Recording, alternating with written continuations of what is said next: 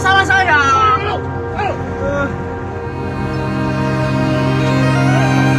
Ya saya minta maaf loh, Pak. Ya nggak kayak gitu, kok kayak gitu caranya gitu loh. Ya Allah. Assalamualaikum warahmatullahi wabarakatuh.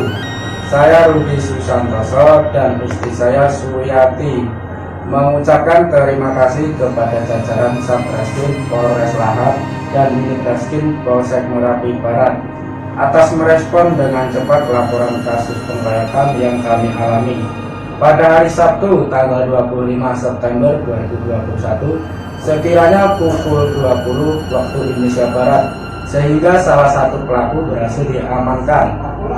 Polres Lahat hebat. Terima kasih.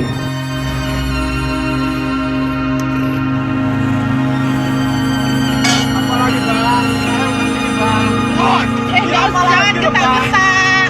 Ya saya kan udah ini minta maaf tadi sama orang-orang itu.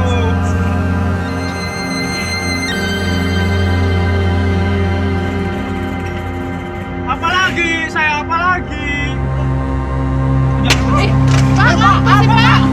Pak, jangan kayak gitu lah Pak. Wah ini.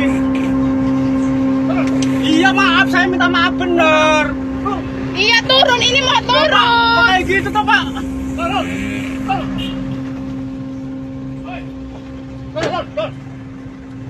Ya saya apa salah saya?